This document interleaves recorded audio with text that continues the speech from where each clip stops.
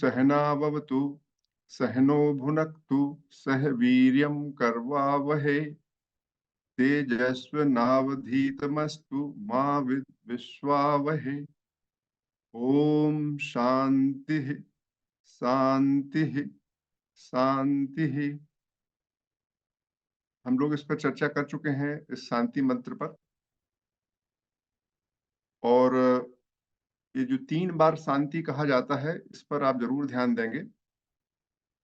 पहला जो शांति कहा जाता है वो भौतिकता के संदर्भ में है। जो हमारा भूत, आपने सुना होगा पंचभूत, हम सब पंचभूत से बने हैं और जितने प्राणी हैं उनको भूत बोला जाता है। तो अन्य प्राणियों से जितनी भी प्रकार की अशांति हो सकती है, उससे उससे मुक्ति के लिए हम पहली कहते हैं शांति। अन्य प्राणियों से होने वाले समस्याओं से मुक्ति को हम बोलते हैं पहली ओम शांति।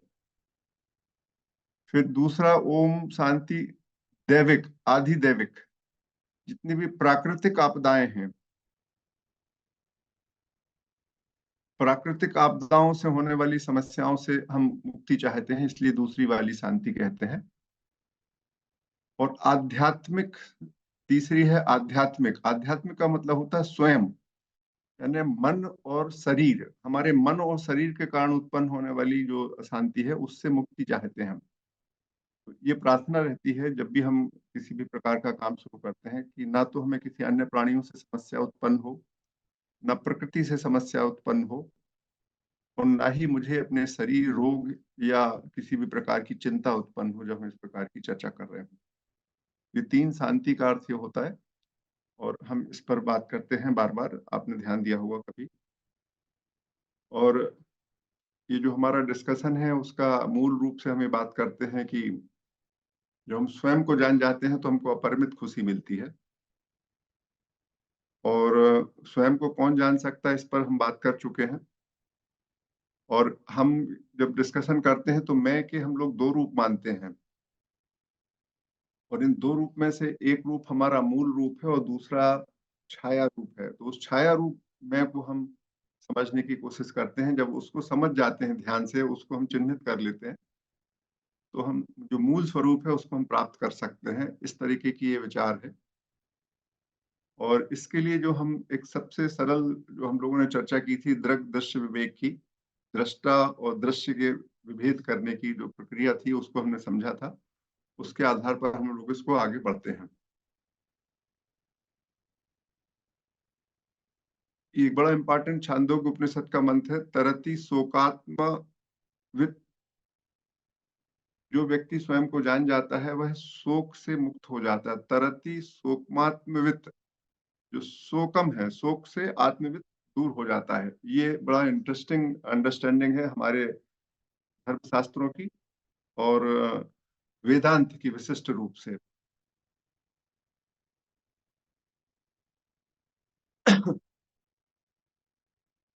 ये बात कई बार हम कह चुके हैं, इसको फिर से बात करते हुए आगे बढ़ेंगे कि जितने भी प्रकार का हमको जानकारियां मिलती हैं ज्ञान के रूप में, जो भी हम पुस्तक पढ़ते हैं, धर्म ग्रंथ पढ़ते हैं, उनका जो शाब्दिक ज्ञान है, जो उनके शब्दों से सीधा सीधा अर्थ मिलता है, जो हम लोग समझते हैं, वो अर्थ जो है वो तो अपरा विद्या है।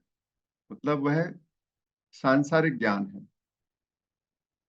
और उससे अथ परा यया तत् अक्षरम अधिगम्यते, जिससे हमको हमारे स्वरूप का, उससे जो तात्पर्य, उससे जो संकेत मिलते हैं, उससे फिर जो हमें अपने आप के संदर्भ में जो ज्ञान उत्पन्न होता है, जो शब्दों से अतीत है, शब्दातीत है, जो जिसको हम बोल नहीं पाते हैं, जो हम परोक्ष रूप से इसको पढ़ने के बाद महसूस करते हैं, वो ज्ञान, वो परा है। तो ये बड़ा इंटरेस्टिंग डिस्कशन है। तो जो, और ये किसी भी धर्म ग्रंथ में इतना स्ट्रांगली इस बात को नहीं कहा गया जितना है। तो इसका मतलब ये है कि जो मैं बोल रहा हूँ, जो आप सुन रहे हैं, उसके बाद जो आपको अनुभूति होने वाली है, अपरोक्ष अनुभूति होने वाली है, मतलब जिसमें आपके जितने इंद्रियां हैं उनसे हटकर जो आपको समझ उत्पन्न होने वाली है, उसको हम कहते हैं पराविद्या। तो वो उसको समझना, और वो कैसे आएगी, ये पूरे इसका अर्थ है। तो ये पूरा जो डिस्कशन होता है, इस डिस्कशन में यदि आप ध्यान से बात करेंगे, सोचेंगे, समझेंगे, तब पता चलेगा। और इस पूरे के पूरे आज का जो संदर्भ है बड़ा इंटरेस्टिंग है। जब इसको हम आगे पढ़ेंगे तो बहुत ही इंटरेस्टिंग चीज आएगी। एक और हमारा मंत्र है, वो ये कहता है, नाया महात्मा प्रवचनेन लभ्यो न मेध्या न बहुना श्रुतेन यमे वैस वृणुते तेन लभ्यस्त यस्य आत्मा विवृणुते तनु स्वाम। इसका मतलब है, जब आप खुद चाहते हो, जब आप एकमात्र रूप से अपने आप को जानना चाहोगे, तभी आपको स्वयं का ज्ञान होगा। अभी आपको स्वयं जानना कैसे चाहते हैं, और आप अपने आप को जानने की आपके मन में इच्छा उत्पन्न हो जाए, ये कैसे होगा, ये बड़ा कठिन काम है। लेकिन यदि आप अपने आप को स्वयं जानना चाहते हैं, यदि आपका ये लक्ष्य है कि मैं अपने आप को जानूं, एकमात्र, अपने आप को जानने के बाद क्या परिणाम होने वाले हैं उसको जानने की कोशिश कर रहे हैं, तब फिर बहुत दिक्कत वाली बात है। लेकिन यदि आपका एकमात्र लक्ष्य है कि मैं अपने आप को जानूं, तब आप अपने आप को जान सकते हैं, ऐसा ये श्रुति कहती है, ये मंत्र कहता है। इसको जब हम इस मंत्र को पढ़ेंगे तब और ध्यान से बात करेंगे इस पर। आज हम इस 20वें मंत्र से बात करेंगे। इसके पहले ये जो पूरी की पूरी कठोपनिषद की कहानी है वो हम लोग जान चुके हैं। वाजस्रवा के पुत्र या वाजस्रवा नाम के एक ऋषि स्वर्ग प्राप्ति के लिए यज्ञ कर रहे होते हैं। और उस यज्ञ करते समय जब वे दान देते हैं, तो क्या कर रहे हैं, दान दान देते समय वे अनुपयोगी गाय का दान कर रहे हैं, अनुपयोगी वस्तुओं का दान कर रहे हैं। और सामान्यतः हम लोग भी अपने जीवन में इस तरह के काम करते रहते हैं। कोई नई बात नहीं कर रहे, वैसे ही वो कर रहे हैं जैसा हम लोग सब करते हैं। जब दान देते हैं, घर से पुरानी फटी चीजें देना कोशिश करते हैं किसी के लिए। यदि हम गिफ्ट देने जा रहे हैं तो एक सब स्टैंडर्ड चीज खरीद के ला के देते हैं, जैसे हम अपने लिए उपयोग करते हैं उससे डिफरेंट लेवल की चीज ला के हम किसी दूसरे को देते हैं। उसी तरीके के वो ऋषि जी हैं, वो भी कर रहे थे। तो उनका जो पुत्र है, बड़ा सत्यनिष्ठ पुत्र है उनका, नचिकेता नाम का, 8-9 साल का है। चूंकि सन्यासी का है और उनके जो ग्रैंडफादर हैं वो बहुत बड़े ऋषि थे, उद्दालक नाम के। तो उद्दालक ऋषि के का पौत्र होने के नाते, और घर के वातावरण के कारण नचिकेता को बहुत समझ उत्पन्न हुई रहती है। तो उसको लगता है कि मेरे पिता कुछ गलत कर रहे हैं, और उसको लगता है कि मैं उनका पुत्र हूँ, तो मुझे अपने पिता की मदद करना चाहिए। उसको लगता है जो गाय लेके जा रहे हैं ब्राह्मण, वहां लेकर जाएंगे, दुखी होंगे, पिता की भत्सना करेंगे, उनको कोसेंगे, उनका जीवन कैसे बेहतर होगा, उनको स्वर्ग तो नहीं मिल सकता, हो सकता नर्क मिल जाए। तो चाहता है कि यदि शायद मुझे दान दे दे, मैं किसी ब्राह्मण की सेवा करूं और वो खुश हो जाए, तो हो सकता है मेरे पिता को स्वर्ग मिल जाए। तो वो अपने पिता से आके कहता है कि मुझे आप किसको देंगे। बार बार बोलते हैं, पिताजी नाराज हो जाते हैं। नाराज पिता उसको कहते हैं कि हम तुमको मृत्यु को दे देंगे। अब जो पिताजी नाराजगी में उसको मृत्यु को दान देने की बात कर देते हैं, तो फिर वो सोचता है कि मैं बहुत अच्छा बेटा हूँ, अक्सर मैं अपने पिता की बात बिना उनके कहे पूरी कर देता हूँ, कुछ बातें उनके कहने पे कर देता हूँ, बुरा नहीं हूँ।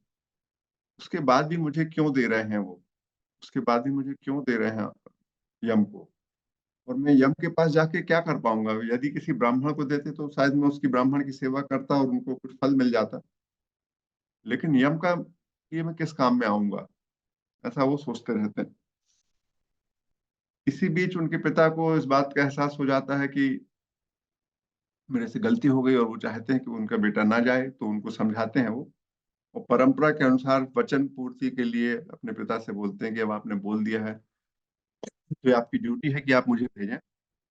और फिर वो उनको, नचिकेता यम के पास पहुंच जाते हैं। अब ये बड़ी इंटरेस्टिंग चीज है कि वो, मतलब उनकी मृत्यु हो गई है कि शरीर छोड़ के चले गए हैं, ये इस संबंध में बहुत स्थिति स्पष्ट नहीं है, और महत्वपूर्ण भी नहीं है हमारे लिए जानना। लेकिन कहानी ये कहती है कि नचिकेता यम के पास पहुंच जाते हैं। और जब यम के पास पहुंच जाते हैं तो वहां 2 या 3 दिन उनको इंतजार करना पड़ता है। और चूंकि पिता ने उनको नचिकेता को यम के पास भेजा है, तो जाके वो और कुछ नहीं करते, बीच में कह दिया मैं नचिकेता, मुझे मेरे पिता ने यम को दान में दे दिया है, तो जब तक यम से मुझे आदेश नहीं मिलेगा मैं कुछ नहीं करूंगा। वहां पहुंचते हैं, 3 दिन तक रहते हैं, यम कहीं बाहर गए रहते हैं। परिणाम स्वरूप न वो भोजन करते हैं, न आराम करते हैं, न पानी पीते हैं। 3 दिन निर्जला टाइप की स्थिति में वहां वो बड़ी ही कठिनाई से वहां रुके रहते हैं, बिल्कुल दृढ़ता पूर्वक सभी चीजों पर नियंत्रण किए हुए। 3 दिन बाद जब यम लौट के आते हैं तो उनसे बातचीत होती है, और वो अतिथि परंपरा की जो उनसे उनके परिवार में, उनके दरबार में उल्लंघन हुआ, उसके एवज में 3 वर दे देते हैं वो। और पहले 2 वर मांग लिए गए हैं। पहले वर में नचिकेता अपने पिता के लिए, परिवार के लिए सुख समृद्धि शांति मांगते हैं। उसमें कुछ चीजें ऐसी भी हो सकती हैं जिसको आप लगता हो, यदि आप देखें तो उनके उसके वर के मन सुमना, वीतर वीतराग, इस तरीके की बात मांगते हैं वो।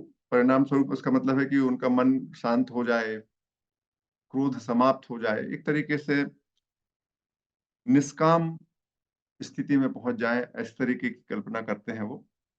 और यमराज उनको उस बात के लिए हाँ कह देते हैं कि यस आप जाइए, आपका ये वचन हम पूरा करते हैं। दूसरे वचन के रूप में नचिकेता स्वर्ग प्राप्ति के साधन अग्नि की बात करते हैं, और यमराज उनको स्वर्ग प्राप्ति की विधा पूरी तरीके से बता देते हैं। और उसमें बहुत सारी चीजें न केवल विधि बताते हैं, लेकिन किस तरीके का व्यवहार करना चाहिए उस पर भी बात होती है, कि उनको 3 लोगों से अच्छे संबंध बनाना चाहिए, 3 प्रकार के कर्म करना चाहिए। उस पर हम लोग विस्तार से चर्चा कर चुके हैं। अब जब उनको दोनों वर पूरे हो जाते हैं तो यम कहते हैं भाई मैं आपको 2 वर दे चुका हूँ, और बहुत जरूरी है कि आप अभी तीसरा भी वर मांग ले, ताकि मैं अपने वचन से मुक्त हो जाऊं। जो मैंने आपको दिया है, आश्वासन दिया, उससे मैं मुक्ति चाहता हूँ। आप तीसरा वर मांग लीजिए। तीसरा वर जो मांग रहे हैं, वो उस पर हम बात शुरू करते हैं। येयम प्रेते विचिकित्सा मनुष्ये अस्तिके नायम अस्तिते के चैके एतद विद्या मनुष्यश्च मनुष्यस्त्वाहम वर्णामेश वरस्ततियम। येयम प्रेते विचिकित्सा मनुष्य, मनुष्य के मन में मृत्यु के बाद, मनुष्य की मृत्यु के बाद उसके अस्तित्व के संबंध में जो भ्रम है, जो संशय है, कोई कहता है कि मृत्यु के बाद वह नहीं रहता है, कोई कहता है कि वह रहता है, इसको मैं आपसे जानना चाहता हूँ। आप जैसे गुणी शिक्षक से मैं यह जानना चाहता हूँ, आपसे मैं शिक्षा प्राप्त करना चाहता हूँ इस विषय में। और तीसरे वर में यह मेरा तीसरा वर है। जो मुझे आपने 3 वर दिए थे उसमें मेरा ये तीसरा वर है। कि आप मुझे बताएं मृत्यु के बाद क्या होता है। स्पष्ट है, क्योंकि यह हम लोग देख ही चुके हैं इस कहानी में, कि वो स्वर्ग की कल्पना कर रहे हैं, स्वर्ग प्राप्ति के लिए वरदान मांगा है। इसका मतलब है कि मृत्यु के बाद कुछ बचता है, ऐसा मानते हैं।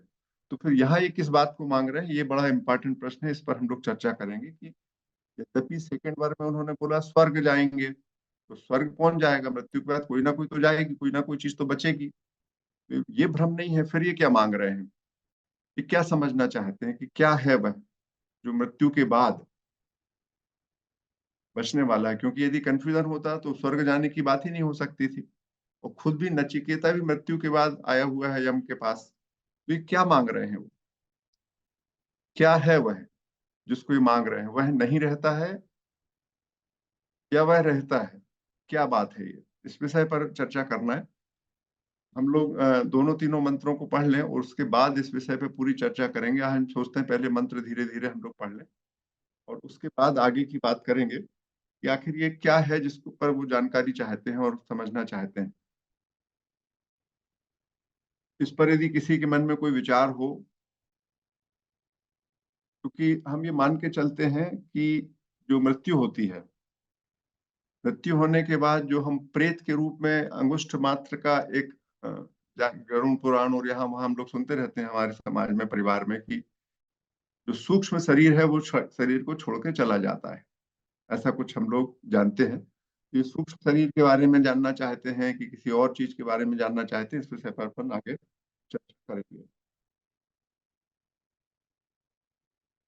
जब ये वर मांगते हैं मृत्यु के बाद मुझे क्या चाहिए, तो मृत्यु के बाद क्या चाहिए, क्या बचता है, ये जानकारी दें। तो यमराज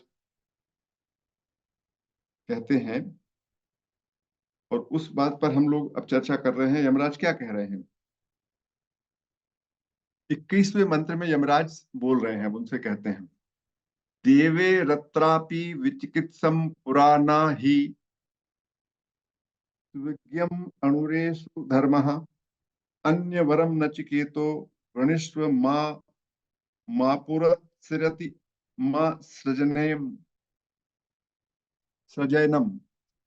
देवरत्रापि विचिकित्सम पुराना ही सुविज्ञम अणुरेश धर्मः अन्यम वरम नचिकेतो वृणीष्व मा मोपरोत्सरति मा सृजनम। ये जो पूरा का पूरा मंत्र है, संस्कृत का मेरा उच्चारण बहुत अच्छा नहीं होता, लेकिन फिर भी ठीक है। यमराज कहते हैं पूर्व काल में, पुरा का अर्थ होता है पूर्व काल में, देवों में भी संशय था इस विषय में, जो मृत्यु के बाद क्या होता है, क्या रहता है, उसके संदर्भ में देवों के मन में भी संशय था।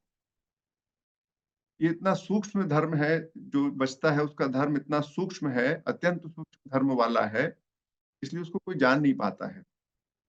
तुम दूसरा वर मांग लो, जब ईश्वर नहीं समझ पाए, तुमको मैं इस वर को समझाऊंगा, तुम समझ नहीं पाओगे, तो क्यों मांग रहे हो उसको, फायदा नहीं होने वाला तुमको। इसको मत मांगो, मेरे ऊपर दबाव बनाओगे, मैं बताऊंगा तुम समझोगे नहीं, बेकार की बात है, इसको मत मांगो। ईश्वर भी नहीं समझते हैं, बहुत सूक्ष्म धर्म वाला है ये। स्विज्ञम अणुरेशम धर्म, अणुरेशम धर्म, अणु के समान धर्म है। तो ये धर्म की क्या मीनिंग है, यहाँ पे मैंने आपको सामने लिख रखा है। तो ये धर्म क्या होता है, मतलब जो भी बचता है उसका धर्म क्या है। बड़ा इंटरेस्टिंग है। भारतीय दर्शन में, भारतीय दर्शन में जो वैशेषिक धर्म है वो कहता है 6 पदार्थ हैं, 6 प्रकार के पदार्थ, और 6 प्रकार के पदार्थों में वो द्रव्य बोलते हैं, द्रव्य। तो पहला द्रव्य है ना। तो ये द्रव्य जो है, द्रव्य क्या होता है, आपसे यदि जब हम लोग साइंस के विद्यार्थी हैं, यदि हम आपसे पूछें सोडियम क्या होता है, तो आप कैसे बताएंगे। डॉक्टर साहब कुछ बोलना पसंद करेंगे, डॉक्टर वर्मा। हम लोग 1 मिनट बात करें कि यदि हम किसी पदार्थ को जानना चाहते हैं, सर, तो पदार्थ को हम कैसे जानते हैं। उसकी कुछ प्रॉपर्टी होती है, जैसे वो सॉल्ट है या केमिकल नेचर का है या अल्कलाइन नेचर का है, और उसके लिए कुछ टेस्ट निर्धारित है जिससे पता चलता है कि उसकी कैरेक्टरिस्टिक्स क्या है, या वो मतलब आप क्या। उसकी प्रॉपर्टीज के माध्यम से उसको जानते हैं। ये जो जैसा डॉक्टर धर्मेंद्र सिंह जी बोल रहे थे कि पदार्थ को जानने के लिए हम उसके धर्म को जानते हैं, गुण धर्म बोलते हैं, प्रॉपर्टीज का दूसरा नाम है गुण धर्म। तो कुछ गुण धर्म जिनको हम अपनी पंच इंद्रियों से पहचान सकते हैं, है ना, आकार समझ सकते हैं, उसकी ज्वलनशीलता देख सकते हैं, जो कुछ भी हम अपनी इंद्रियों से समझ सकते हैं, ऐसे गुण होते हैं द्रव्य में।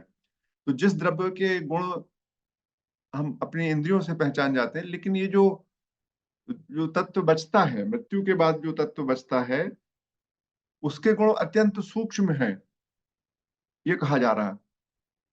वो आप इतना इजीली नहीं पहचान सकते, ये कहा जा रहा है यहाँ पे, है ना। जो ये धर्म का मतलब यहाँ पर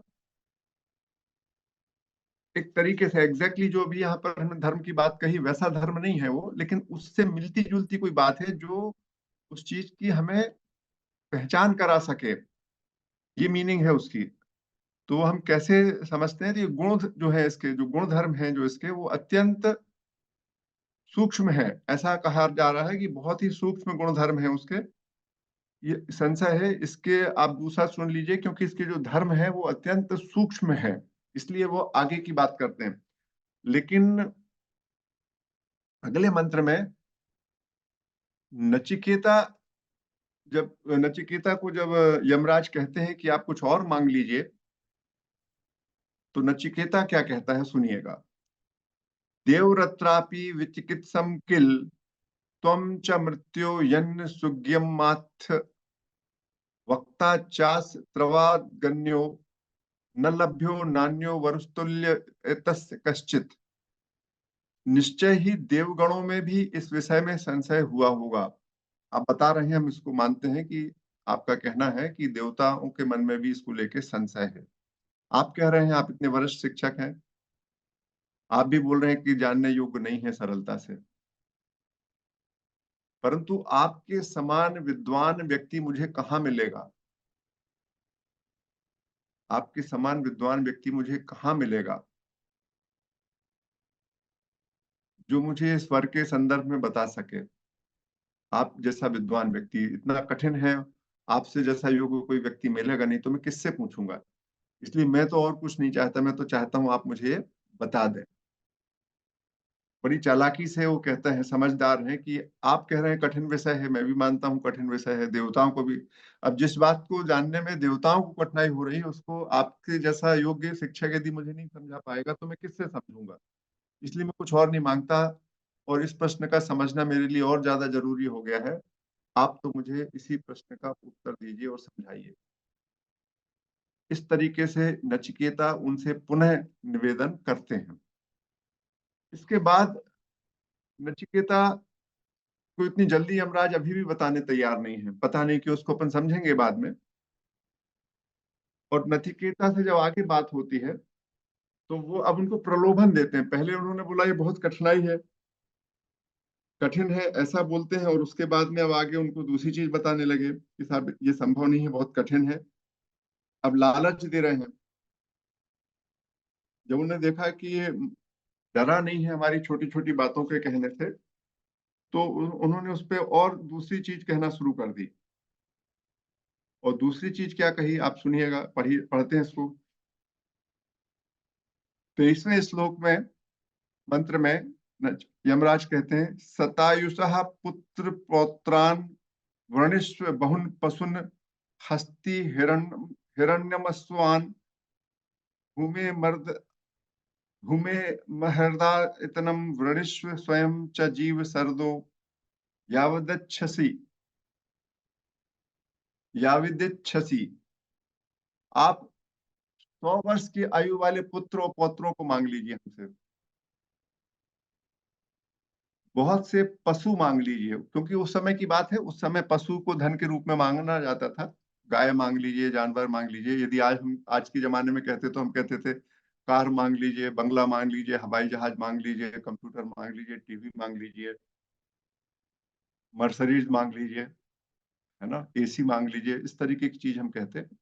उस जमाने में जो धन दौलत का अर्थ होता था, जानवर, गाय, बैल, हाथी। उन्होंने कहा आप 100 वर्ष की आयु वाले पुत्र मांग लीजिए, पौत्र मांग लीजिए, मैं आपको वरदान दे देता हूँ। बहुत सारी गाय मांग लीजिए, हाथी मांग लीजिए, जो उस समय प्रतिष्ठा का प्रश्न होता था, घोड़े मांग लीजिए, बहुत सारा सोना मांग लीजिए, सोने की वैल्यू तब भी थी, बहुत सारा स्वर्ण मांग लीजिए। न केवल इतना मांग लीजिए, बहुत सारा पृथ्वी का, महाभूमो,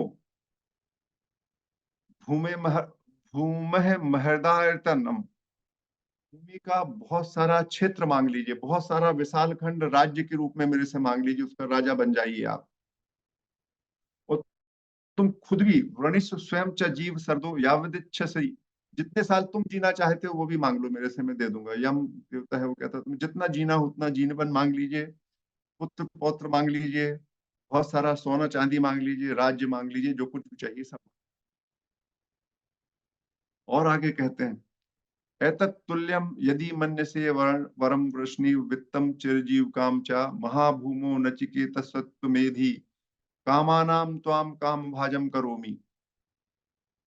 यदि तुम इस वर के समान कोई अन्य वर चाहते हो, जो मैंने बोला है, पुत्र पत्र आदि धन दौलत के अलावा, उसको भी मांग सकते हो मेरे से। जितना धन चाहिए वो मांग लीजिए, जितना साल का जीवन चाहते हो मांग लीजिए, विशाल भूमि भी मांग लीजिए, तुम्हारी जो इच्छा हो उन इच्छाओं की पूर्ति का वरदान देता हूं मैं, कि तुम जो इच्छा करोगे उसकी पूर्ति होगी, परंतु ये वर मत मांगो। जो आप जानना चाहते हो कि मृत्यु के बाद आपका जो नेचर बचता है, क्या बचता है, उसको मत मांगिए, सब कुछ ले लीजिए हमसे। अभी भी आगे चलता आ रहा है, देख रहा है कि नचिकेता के चेहरे पे कोई सिकन नहीं आ रहा, तो और लालच दे रहे हैं।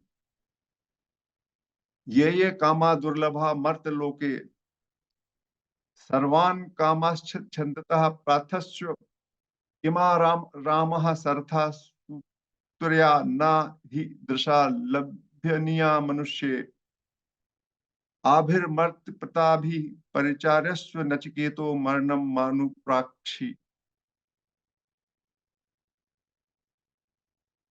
मर्त लोक में जो कुछ भी नहीं मिल सकता है, जो मर्त लोक में, मनुष्य पृथ्वी लोक में जो संभव नहीं, वो सब भी यहाँ स्वर्ग लोक से ले जाओ तुम मेरे पास से।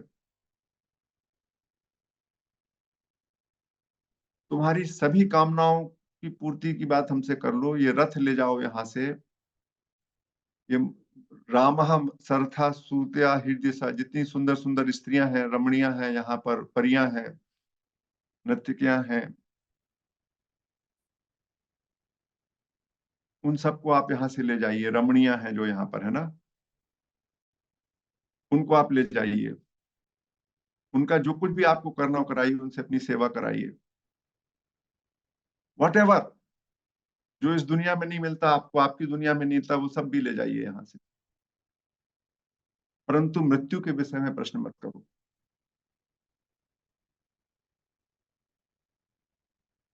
इतनी सारी बातें हो गई। अब आपको क्या लगता है ये क्यों ऑफर किया जा रहा है? ये बड़ा इंटरेस्टिंग है। इसके आगे जब बात चलती है तो क्या करेंगे नचिकेता, क्या करेगा इसके बाद? नचिकेता को ये बात मान लेना चाहिए कि नहीं मान लेना चाहिए? ये प्रश्न सबके सामने आता है। नचिकेता इनके बाद क्या कहता है सुनिए। अब नचिकेता को जब ये इतना सारा लालच दे दिया, तो नचिकेता का जो उत्तर है बड़ा इंटरेस्टिंग है। स्वभावा, स्वभावा का मतलब होता है अस्थिर, जिसकी कल अस्तित्व रहने वाला है या नहीं है। स्वभावा मर्तस्य यदंत केतत सर्वेन्द्रियाणाम जरन्ति तेजः अपि सर्वं जीवितम अल्पमेव तवेव वाहस्त्व नृत्य गीते। हे यमराज, ये जो भोग की वस्तुएं हैं कल रहेंगी या नहीं, और इस प्रकार की हैं कि ये सभी इंद्रियों की शक्तियों को कमजोर कर देती हैं। जो भी आप हमको ये सुख साधन दे रहे हैं, कितने दिन रहेंगे हमको नहीं मालूम, और इनका उपयोग करने से हमारी जो इंद्रियों की शक्तियां हैं वो क्षीण होती हैं, कमजोर कर देती हैं, और ये सारा का सारा जो जीवन भी है अल्प है। आपके वाहन, नाच गान, जो कुछ भी आप दे रहे हैं अपने पास रखिए। अल्प कितना है उनका कहना, चाहे जितनी आयु ले लीजिए, 100 100 साल की आयु ले लीजिए, 100 साल की आयु को अल्प कह रहे हैं नचिकेता। ये 100 साल की आयु, यदि आप ब्रह्मा की आयु की कल्पना करें, ब्रह्मांड की आयु की कल्पना करें, तो उसकी तुलना में यदि 100 साल, 1000 साल की क्या आयु होगी? अभी जैसे हम लोग कल्पना कर रहे हैं, हमारा विज्ञान कह रहा है कि आने वाले 50 साल के बाद, इनफैक्ट अगले 25 सालों में बाद जो लोग रहेंगे उनकी मृत्यु की संभावना घट जाएगी। लगभग औसत आयु विज्ञान के माध्यम से 150 से 200 वर्ष की होने वाली है। अभी भी आयु बढ़कर 70 साल के आसपास तो भारत में हो गई है हमारी एवरेज आयु, जो एक जमाने में 30 हुआ करती थी 1945 में, इस समय 70 वर्ष की एवरेज आयु है।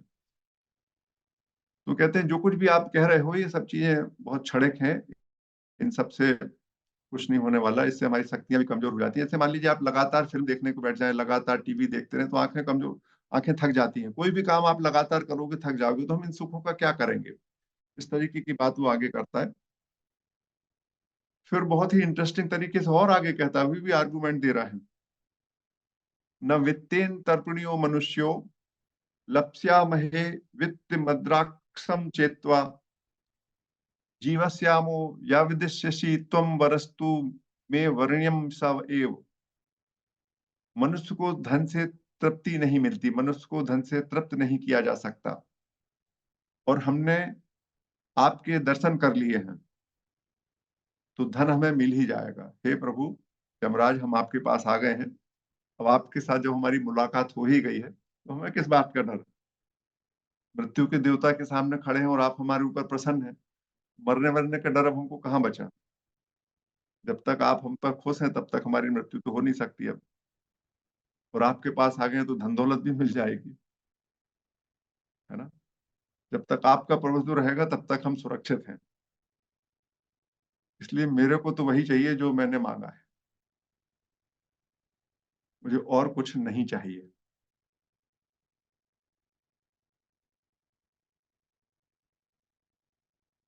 आगे और बात करते हैं, वो अपना आर्गुमेंट जारी रखते हैं। शंकराचार्य कहते हैं इनके संदर्भ में अपने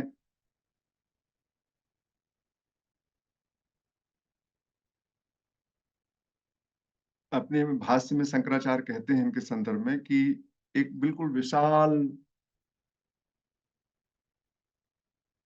विशाल झील के समान है नचिकेता का स्वभाव। उस पर छोटी मोटी चीजों का कोई असर नहीं पड़ता। विशाल काय नदी, विशाल काय तालाब जैसा है स्वभाव उनका, वो बिल्कुल धीर गंभीर है, उसको कोई असर नहीं पड़ा। और विशाल काय झील इसलिए बोलते हैं शंकराचार्य कि उनका कहना है यदि छोटा तालाब है, और उसका उदाहरण देकर समझाया जाता है कि यदि छोटा तालाब और उसमें हाथी घुस जाए तो पूरा का पूरा पानी गंदा हो जाता है। मगर एक बहुत बड़ा तालाब है, बहुत बड़ा सरोवर है, बड़ी साइज का समुद्र जैसा, तो उसमें यदि घुस जाए हाथी तो क्या फर्क पड़ता है, जरा सी लाइन बनेगी, कोई असर नहीं दिखता। इस तरीके का इनको इस तरीके कोई लालच का असर नहीं हो रहा। और वो अपना आर्गुमेंट दिया जा रहा है शांति के साथ कि मुझे कुछ नहीं चाहिए, कुछ नहीं चाहिए। और आगे तर्क देते हैं कि अजीर्त्याम मृत्यना मृमतना पुत्यम जीर्यन वर्तम क्व स्थम प्रजाननम अभिध्यानम वर्णरति प्रमोदान अर्ति दीर्घे जीविते को रमेत। अब वो कहते हैं हमने आप जैसे अमर व्यक्ति का दर्शन कर लिया है, हमने आपको देख लिया है, आपके स्वरूप को देख लिया, आपकी प्रसन्नता को देख लिया, आपके स्वरूप को देख लिया है। अब इसके बाद कौन जीना चाहेगा। अब आपने जो आपका जो रूप है उसको देखने के बाद हम कुछ और चीज क्यों चाहेंगे। कौन चाहेगा ये नष्ट होने वाला शरीर। कौन चाहेगा ये क्षणिक आनंद, क्रीड़ा, आमोद प्रमोद, स्त्रियों के सुख, गाने बजाने के सुख। इससे क्या मिलने वाला है, मुझे कुछ नहीं चाहिए। इस तरीके का ये पूरा का पूरा विवरण इन श्लोकों में है। और इसके बाद अगले श्लोक में ये सब चीजें, इतने आर्गुमेंट देने के बाद अगले श्लोक में फिर से वो अपने वर को मांगने की बात करेंगे। उसको हम अगले सत्र में पढ़ेंगे। ये मंत्र है, इसको आप लोग देख लीजिए, अगले में हम इसको करेंगे। तो यहाँ तक जो हम लोगों ने बात की है, अब आप ये जो डिस्कशन है पूरा का पूरा, जिसमें यमराज के सामने यम ने जो इतना सारा उनको प्रलोभन दिया, बहुत सारी बताएं कि ये बहुत कठिन है, इसको तुम समझ नहीं पाओगे, बहुत सूक्ष्म है, बहुत सारा लालच दिया, बहुत सारी बातचीत हुई, और उसके बाद भी नचिकेता ने नहीं मांगा। तो इससे हम सब क्या समझते हैं कि आप इस युग में हमारी क्या प्रतिक्रिया होगी यदि हमको इस तरीके से सारी सारी हमारी मन की इच्छा, मतलब हमको एक डिजाइनर लाइफ मिलने की कल्पना हो जाए, यदि आपके सामने कोई ऑफर करे कि what ever you want you can have, तो हमारी क्या प्रतिक्रिया होगी, हम इस संदर्भ में जानना चाहते हैं। हमारी मतलब हमारे मित्रों की क्या प्रतिक्रिया होगी, हमारे साथी लोग क्या करेंगे, यदि हम ही को कुछ करना होगा तो हम क्या करेंगे। तो आपका क्या लगता है इस संदर्भ में, what will be our behaviour, how will we behave. Sir मैं ओपी श्रीवास्तव बोलूं सर। हाँ हाँ, ओम प्रकाश आपको सुन सकते हैं बहुत ही अच्छे से। सर इसका बड़ा सीधा सा सिद्धांत ये है कि हमें जो सबसे अच्छा लगता है हम उसको मांगते हैं। और जो आपने अभी जो आपने बहुत सुंदर तरीके से पूरा विश्लेषण किया है, चूंकि नचिकेता को ये पता था कि हम जो मांग रहे हैं उससे ज्यादा सुंदर और उससे ज्यादा अच्छा मेरे लिए कुछ नहीं है। उदाहरण के लिए, अगर मैं आज 10,000 रुपये पर मंथ की नौकरी कर रहा हूँ, कोई कहे छोड़ दो, 15 की ले लो तो मैं छोड़ दूंगा, पर कोई कहे नहीं 10 की जगह 5 की ले लो तो मैं नहीं छोड़ूंगा। तो कोई भी व्यक्ति होगा जो उसको सबसे अच्छा लगेगा वो मांगेगा, लेकिन सबसे अच्छा क्या लगेगा ये अलग अलग पर निर्भर करता है। अगर उसने उस चीज को समझ लिया है तो फिर वो नचिकेता जैसा मांगेगा, अन्यथा फिर बहुत सारी चीजें मांगने के लिए संसार में है ही। जी। हाँ, नहीं बिल्कुल आप सही बोल रहे हैं, ये सिद्धांत की मतलब एक्चुअल में, लेकिन हमारे सामने इस तरीके के ऑफर आ जाए कि आपको हजारों साल की जिंदगी मिलने को तैयार है, आपको मर्सिडीज मिलने को तैयार है, आप मरेंगे नहीं, आप बीमार नहीं पड़ेंगे, आपके बच्चे आपकी बात मानेंगे, आईआईटी में पढ़ेंगे, कैम्ब्रिज में जाके पढ़ेंगे, हार्वर्ड में पढ़ेंगे, सुखी रहेंगे, सोने की थाली में बैठ के आप खाना खा लेना उनके साथ बैठ के, सब कुछ मिलने वाला है। उस संदर्भ में और इस संदर्भ के बीच में ये बात है, तो एक्चुअल में हम लोग क्या करेंगे, ये प्रश्न है। बिल्कुल आप सही बोल रहे हैं। तो ये इस तरीके का ऑफर है उनके सामने, नचिकेता के सामने, तो क्या हम सब उस तरीके का व्यवहार कर रहे हैं, क्या कर सकते हैं? जैसे कि हम अभी इसमें जो उन्होंने बोला कि हम अपने आप को जानना चाहते हैं, वो बताइए मुझे कि क्या होगा, क्या बचता है। तो उतना उसको जानना कितना महत्वपूर्ण है हमारे लिए इन चीजों की तुलना में। शिशिर जी, आप कुछ कहना चाहेंगे? जी सर, निश्चित रूप से अगर हम भौतिक दृष्टि से देखें तो भौतिक बहुत जल्दी अगर हम नहीं, पिघल हम सकते। क्या करेंगे, ये प्रश्न है, इसलिए मैं भौतिक दृष्टि से, वो तो सब सैद्धांतिक दृष्टि से, एक्चुअल में क्या करेंगे हमारे मित्र लोग? नहीं, आपका नहीं एक्चुअल मैं में पूछ रहा तो हूँ, लेकिन अगर हमने सामान्यतः ये प्रश्न, जब अगर हमने ये समझ लिया है कि हमें क्या चाहिए, तो हम्म, निश्चित रूप से जैसा अभी ओम प्रकाश भाई साहब ने बताया है कि अगर हमें इस चीज का ज्ञान हो गया है हम्म, कि मेरे लिए क्या श्रेष्ठ है, हम्म। तो फिर हम उसको ऑफर को ठुकरा देंगे। लेकिन अगर हमें ज्ञान ही नहीं हुआ उस चीज का, तो निश्चित रूप से हम स्वीकार करेंगे उस नहीं, प्रलोभन। शिरीष जी जैसे अभी हम लोग बात कर रहे हैं यहाँ पे, इसमें तो कोई आज मुझे यंग व्यक्ति नहीं दिख रहा है, कविता को छोड़ के हम सब लोग 50-60 साल के लोग पहुंच रहे हैं। तो अब यदि और की बात ना करें हम लोग, यदि नहीं हम क्या करेंगे, हम प्रश्न कर रहे हैं, यदि नहीं मतलब हमारे मित्र क्या करेंगे? यदि का तो बड़ा सवाल सा आ- जवाब, यदि के आज की साथ नहीं कर सकते। सर आज हम के लोग संदर्भ करते में क्या अगर हैं? देख सर आज के संदर्भ में अगर मैं देखूं, आज मेरी स्थिति में अगर यमराज मेरे सामने खड़े होकर मुझे इस प्रकार से प्रलोभन देते हैं, तो मैं निस्संदेह उसको स्वीकार कर लूं। हाँ, मतलब ये हम लोगों में से जो 22-23 लोग बैठे हैं, इंक्लूडिंग मनोहर दुबे भी, इनमें से कितने लोग इसको रिफ्यूज करेंगे? मैं तो ये नहीं प्रश्न है। करूंगा। हाँ, मैं अपने आप को अगर देता हूं, तो अगर इतना प्रलोभन मुझे मिलता है, तो आज की संदर्भ में मैं उसको स्वीकार कर लूंगा। उपाध्याय जी कुछ बोलना चाहते हैं डाइट से?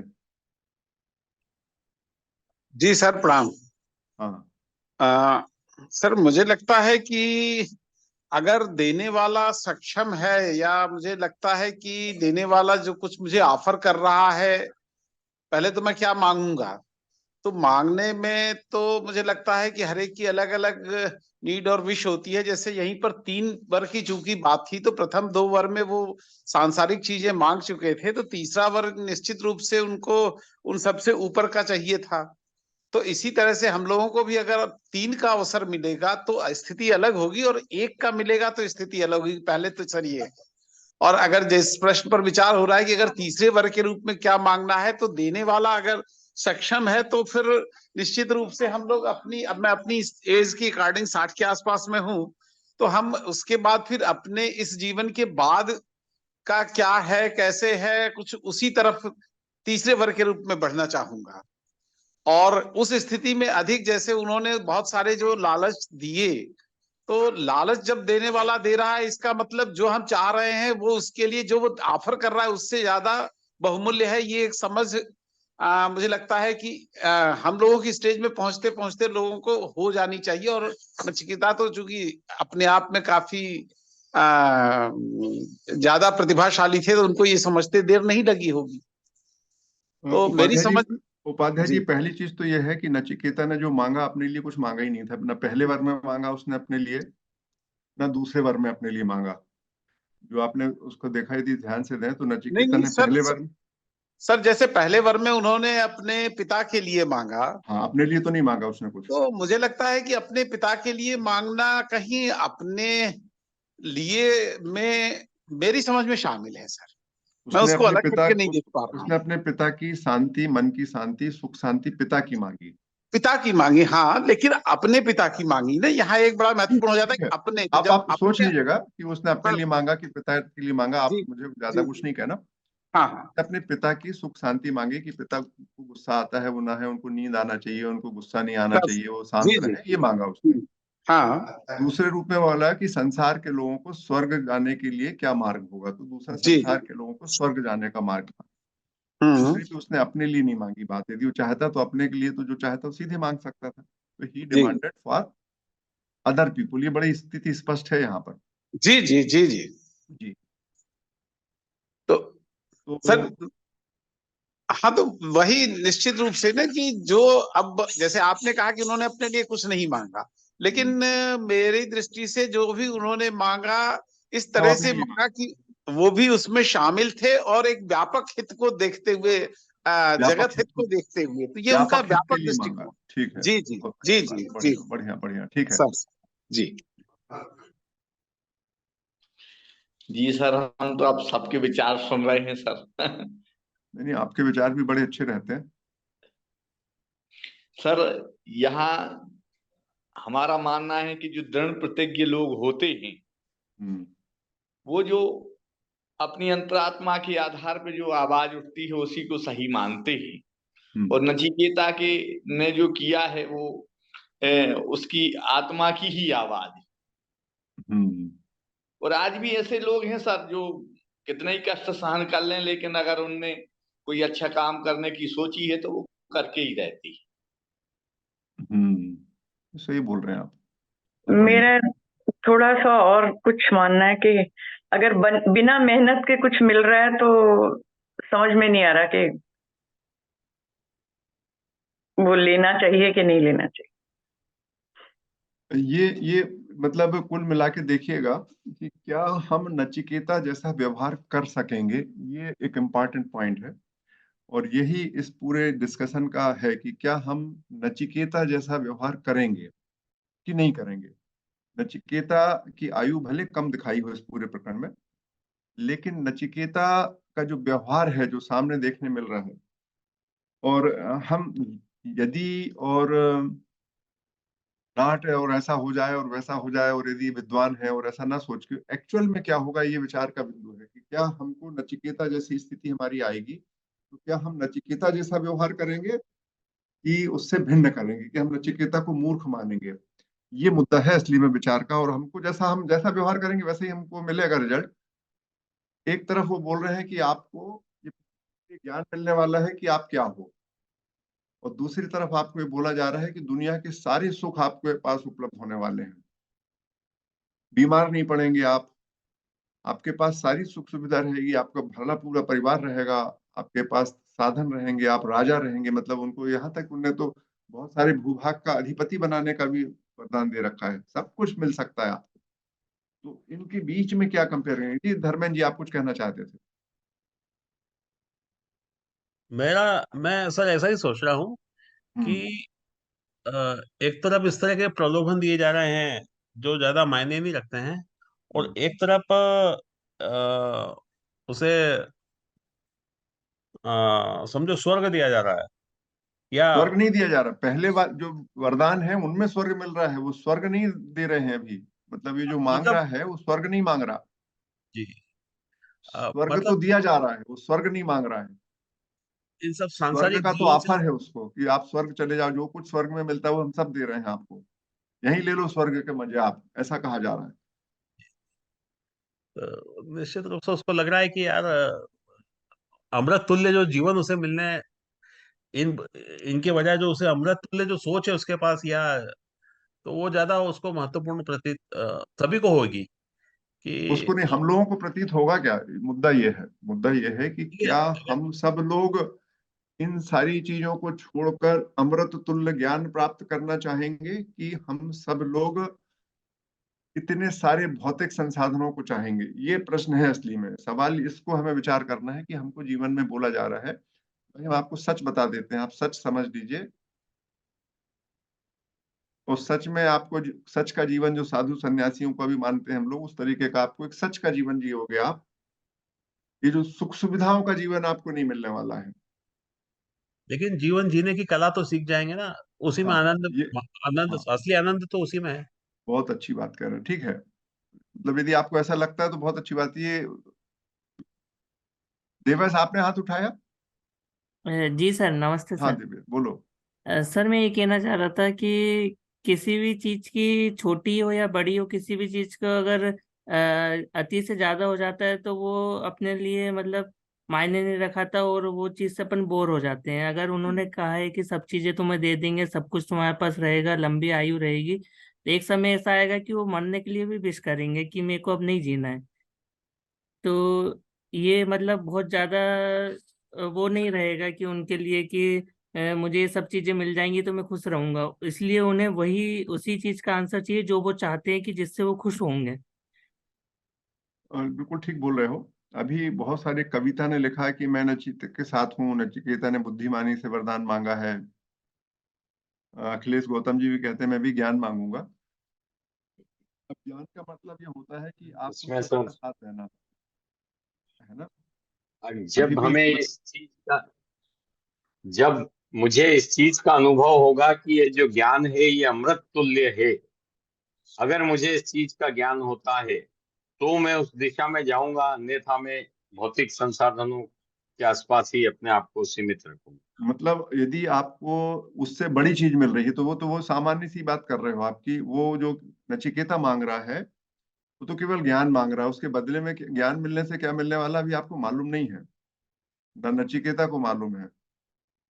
और चूंकि यहाँ तो हमने आपको थोड़ी सी लालच दे दी है बोलते समय कि आप अपने आप को जान जाओगे तो मिलेगा, लेकिन ऐसा कुछ तय नहीं है कि आप जान जाओगे तो कुछ होगा। क्योंकि सामान्य रूप से हम बोलते हैं हमें सच बोलना चाहिए, तो हम सच बोल पाते हैं क्या? अल्टीमेटली उसमें चीज ये भी आएगी कि आपको अब सच बोलना पड़ेगा, अन्याय के खिलाफ लड़ाई करना पड़ेगी। वो उस तरीके की बातें भी तो आएंगी इसमें पूरे में। तो हम क्या वो सब करने को तैयार होंगे जो जिसको हम नैतिक जीवन बोलते हैं? तो वो उसके लिए हम तैयार हैं क्या? ये है मुद्दा असली में। हम सब लोग जान रहे हैं। अब यदि आप किसी, इसमें तो कोई बहुत बड़ी बात ही नहीं हुई। ऐसा आपको लग रहा है कि नचिकेता ऐसा करने वाला है, कहानी है, आप सुन रहे हो। क्योंकि नचिकेता विद्वान व्यक्ति है तो वो जान रहा है कि जो जितनी चीजें मिल रही हैं उससे बड़ी चीज मिलने वाली है। तो बड़ी चीज मिलने वाली है तब तो आप ले ही लोगे। कोई भी नहीं छोड़ेगा कि यदि मुझे बड़ी चीज मिलने वाली है तो मैं कैसे छोटी चीज लूंगा। लेकिन क्या आप मानते हैं कि आत्मज्ञान वास्तव में इतने सारे भौतिक संसाधनों की तुलना में बड़ा है? ये मुद्दा है। क्योंकि हमारे साथ जैसे अपन विचार कर रहे हैं कि हम लोग 30-35 लोग जुड़े थे, और बहुत से लोग मुझे मैसेज भी करते रहते हैं कि साहब आज हमारे पास काम है, आज मैं इसको ज्वाइन नहीं कर पाऊंगा। तो इशू ये है कि हम अपने दैनिक जीवन के छोटे छोटे काम तो छोड़ नहीं पा रहे हैं यहाँ पर। और जब ये बात कर रहे हैं तो हम कह रहे हैं कि हम नचिकेता जैसा व्यवहार करेंगे। ये मुद्दा है। इस सच को हम लोग झेलने तैयार है कि नहीं है? इस मुद्दे पर बात करें, मतलब व्यवहार की बात करें, बिल्कुल एग्जैक्टली हम क्या करेंगे। हम तो इस शाम को अभी आपको आपके बॉस बुला लें कि नहीं आपको मैं नहीं दे पा रहा हूँ, ये तो आपको ही करना है, सेल्फ ऑब्जर्वेशन आपके होने वाला है, लेकिन आपने निश्चित कर लिया है कि आप मैं अपने आप को जानना चाहता हूँ। दुनिया यहाँ से वहां चली जाए, हम जानना चाहते हैं। और आपके बॉस आपको ऑर्डर कर दें कि 9 बजे आपको हमारे पास आना, तो आप यहाँ सुनोगे कि ड्यूटी करोगे? इसमें से कितने लोग ऐसे हैं जो कहेंगे नहीं हमको सेल्फ ऑब्जर्वेशन करना है 9 बजे, हम नहीं आएंगे आपके पास, आपको जो बने सो कर लो? कितने लोग कहेंगे? तो ये सैद्धांतिक डिस्कशन के बदले में ये जो कह रहा है हमारा सामने वाला, हमारा संदेश वाहक है नचिकेता जी, हम उसके व्यवहार को कितने लोग अपनाने तैयार हैं? एग्जैक्टली जैसे हम आपको कहानी बना के बोल रहे हैं कि नहीं अभी 9 बजे ही आपके बॉस ने बोला और आपको इसी समय ये है, और मनोहर दुबे सुना रहे हैं इसलिए सुनना, ऐसा नहीं। सवाल यह है कि क्या हम अपने आप को जानने के लिए अपनी किन किन सुविधाओं को आज छोड़ने को तैयार हैं? किस किस प्रकार के, क्योंकि अभी आपको मालूम नहीं है कि आपको जानने के बाद कष्ट मिलना को बड़ी बात करने वाले हैं कि सुख मिलने को बड़ी बात करने वाले हैं। This is the point. तो खैर बहुत अच्छी बातें हम लोगों ने की हैं। और ये जो चर्चा थी, अब इसके बाद अभी तक उन्होंने आपको इस बात पर चर्चा नहीं की है, अभी भी आज तक आपको नहीं मालूम कि आपको, आप अपने आप को जान के क्या करेंगे। पता चला, हो सकता है कि वो कहेंगे आप तो कुछ नहीं, सब शून्य है। तब क्षणकम बोल दिया, महात्मा बुद्ध ने तो यही बोल रखा है, इस जिंदगी के बाद सब कुछ शून्य है। तो यदि शून्य पता चला तो एक्चुअल व्यवहार क्या होगा, ये बड़ा इंटरेस्टिंग है पूरे डिस्कशन में। तो नचिकेता की ये जो मैसेज है आगे बढ़ेगा भी, हम लोग आगे पढ़ेंगे। अभी बहुत ही, अभी अगला जो अगली वल्ली होने वाली है, हम पहली वल्ली हमारी खत्म होने की स्थिति में, बहुत सारी हमने आपसे बातें करी हैं इसमें, और इस वल्ली में अब आगे बढ़ेंगे यमदेव और कुछ चीजें और बताएंगे। अब अभी 12-15 श्लोक में और जनरल डिस्कशन है, जिंदगी का, व्यवहारिक जिंदगी का डिस्कशन है। और अगला जो 10 श्लोक आने वाले हैं इसके बाद में, उसमें बहुत ही अच्छा व्यवहारिक जीवन पर चर्चा की है, और उसमें भी उन्होंने जब बात करेंगे, और उसके बाद 15वें-16वें श्लोक से चालू होगा कि क्या है। तो बहुत ही सुंदर है, आप सबने बहुत ही रुचि के साथ इसको सोचा। और ये मुद्दा है इम्पोर्टेंट, इसलिए हम सब लोगों का जो आज हमारे साथ में बैठे हैं, कि हम किस हद तक अपने आप को जानने के लिए तैयार हैं। यदि हम सचमुच तैयार हैं अपने आप को जानने को, तो हम जानेंगे। लेकिन जानने के बाद हमको क्या होगा, क्या हम उसके लिए अपनी कार छोड़ सकते हैं, ये प्रश्न है अभी। स्वयं को हम जानने के बाद अपनी कार को छोड़ देंगे कि नहीं छोड़ देंगे, ये मुद्दा है अभी हमारे सामने। तो ये मेरी बात हुई आपके साथ आज की, और आगे चलेगा। आप सबको बहुत बहुत हमारी ओर से शुभकामनाएं, शुभ रात्रि। सर अभी हम लोग का जो जिस जीवन स्तर पे जी रहे हैं उसमें तो सब वही, वो तो यमराज बहुत ज्यादा ऑफर दे रहे थे, उससे शायद थोड़े बहुत छोटे स्तर पे ही हम सरेंडर कर जाते हैं, तो कहते हैं कि बस ये लेके निपटो। हकीकत यही है, हम लोग यदि अभी इसी ज्ञान के लिए हम लोग छोटा सा, न तो समय की कीमत चुका पाते हैं, न धन की कीमत चुकाने की इच्छा रखते हैं। अभी हम लोग जिस स्तर पे जी रहे हैं उसी स्तर की अपेक्षाएं हमारी रहती हैं। जब ज्ञान समझ बढ़ता है तब हमारी अपेक्षाओं का स्तर भी बढ़ता है, और इस कारण से अब जब तक हमारा ज्ञान समझ बढ़ेगा नहीं तब तक हमारी अपेक्षाएं भी हमारे स्तर के अनुरूप ही रहेंगी। Thank you sir. तो ये बिल्कुल आप बोले, तो इसमें जो एक पूरा का पूरा जो उसका क्रक्स ऑफ द मैटर है वो ये है कि यदि हम अपने आप को जानना चाहते हैं तभी जान पाएंगे। और जानना चाहते हैं का मतलब ये हुआ कि हम बाकी चीजों को छोड़ने के बाद ही तो जानेंगे अपने आप को। तो क्या हम अब बाकी चीजों को छोड़ने तैयार हैं, ये इम्पोर्टेंट इशू है कि हमको स्वयं की जानने की कितनी प्राथमिकता है हमारी। उस प्राथमिकता के बाद जब आप सारी चीजों को छोड़ते हैं तब आप अपने आप को जानने की स्थिति में आते हैं। तो छोड़ते हैं का मतलब कुछ अलग है, इस पे अलग से बात करेंगे। तो बहुत बढ़िया, आप सबको बहुत बहुत धन्यवाद। नेक्स्ट। सोचने के लिए तो सर बहुत ही गंभीर विषय। बस ये कि स्थायी खुशी के लिए यदि हम अस्थायी साधन को छोड़ने की एक अपने अंदर एक स्वभाव बना लें तो स्थायी खुशी मिलने की संभावना बढ़ जाती है। और उसके लिए भी अभ्यास की जरूरत है, ज्ञान की जरूरत है, स्वावलोकन की जरूरत है। उसके बिना छोड़ना मुश्किल है। इनफैक्ट असली में मैंने पढ़ना, इतने ज्यादा अटैच है, इतने ज्यादा बाहर की चीजों से अटैच है कि उनको छोड़ना पहले तो दर्द देता है, जब वो छूट जाता है तब वो एहसास होता है कि छोड़ना अच्छा था, छूट गया अच्छा था। लेकिन अभी तो बहुत ज्यादा जुड़े हुए हैं बाहर की चीजों से, तो छोड़ना कठिन सा लगता है। लेकिन हाँ, अभ्यास से, स्वावलोकन से इसमें जरूर जो जुड़ने की या बंधन की जो प्रक्रिया होती है वो कमजोर तो पड़ती है। बिल्कुल आपने सही बोला।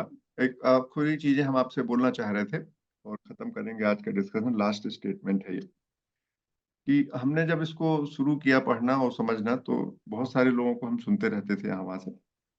तो फंडामेंटल पॉइंट यही है इसलिए में कि ये जो पूरी की पूरी जो जर्नी है, वो जर्नी ये कहती है कि हमको नदी के उस तरफ जाना है, और नदी के उस तरफ क्या है हमको मालूम नहीं है, और हाँ। नदी भी हमको बिना नाव के करना है पार, और तैरना भी नहीं आता है। और विपरीत धारा में भी सर, हाँ, इस धारा भी तरीके की विपरीत स्थिति, है। हाँ इस तरीके की स्थिति है उस तरफ।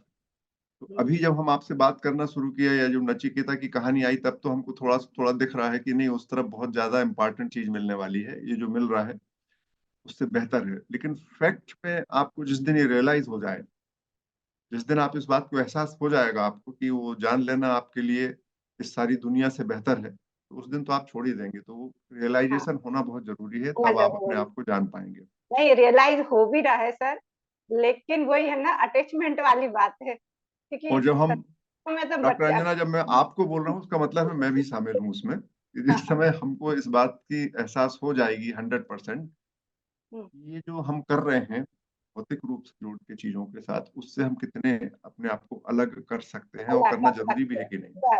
बस वही चलिए, अलग करना जरूरी है सर। चलिए, नमस्कार।